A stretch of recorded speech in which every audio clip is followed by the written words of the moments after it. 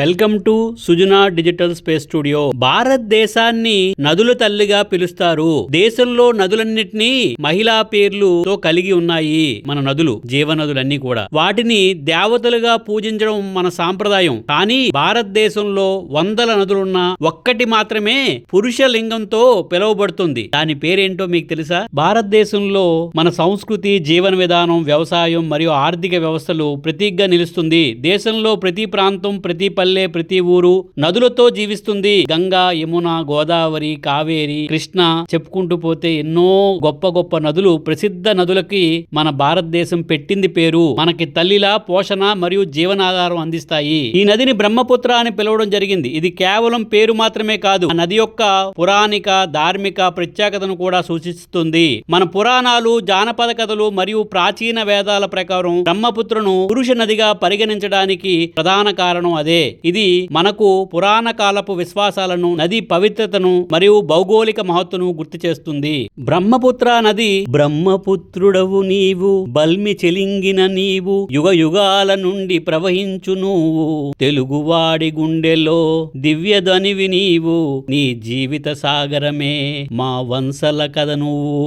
భారతదేశంలో బ్రహ్మపుత్ర నది యొక్క పూర్తి వివరాలు మీకు తెలియజేయాలంటే, మూలం మరియు ప్రవాహం ఎక్కడ స్టార్ట్ అయింది? బ్రహ్మపుత్ర నది హిమాలయాల్లోని టిబెట్, చైనాలోని మానస సరోవర్, శివుడు ఉండే ప్రాంతం ఉంది కదా మానస సరోవరు, అక్కడ సమీపంలో చెమాయుంగ్డిన్ గ్లేషియర్ నుండి ఉద్భవించింది. దీన్ని టిబెట్ లో యార్లుంగ్ సాంగ్సో నది అంటే పవిత్ర నది అని పిలుస్తారు. ప్రవాహ మార్గం ఇది టిబెట్ లో దాదాపు 1600 కిలోమీటర్లు ప్రవహించిన తర్వాత అరుణాచల్ ప్రదేశ్ లో సాదియా వద్ద భారతదేశంలోకి ప్రవేశిస్తుంది. అస్సాం దీర్ఘమైన ప్రవాహాన్ని కలిగి ఉండి ఇక్కడ దీనినే బ్రహ్మపుత్ర అని పిలుస్తారు. తర్వాత బంగ్లాదేశ్ లోకి ప్రవేశించి గంగా నదితో కలిసి ప్రపంచంలోనే అతిపెద్ద డెల్టా అయిన సుందర్శన్ డెల్టాను ఏర్పరచుకుంది నది. ఇంకో పురాణ గాథ ఏంటంటే, దీని మగ నది అని ఎందుకు పిలుస్తారు? శక్తి మరియు వేగం. చాలా నదులు సాధారణంగా మెల్లని ప్రవాహంతో ఉంటాయి, కానీ బ్రహ్మపుత్ర నది ఒక శక్తివంతమైన, వేగవంతమైన ప్రవాహాన్ని కలిగి ఉంటుంది. దాని నీరు తరచుగా గడ్డకట్టి ఏదో కోపంగా, అప్రత్యక్షంగా ప్రవహిస్తుంది. పురుషత్వానికి చిహ్నం. హిందూ పురాణాల ప్రకారం నదులు దేవతలుగా పూజించబడతాయి. అయితే ఒక్క బ్రహ్మపుత్ర మాత్రమే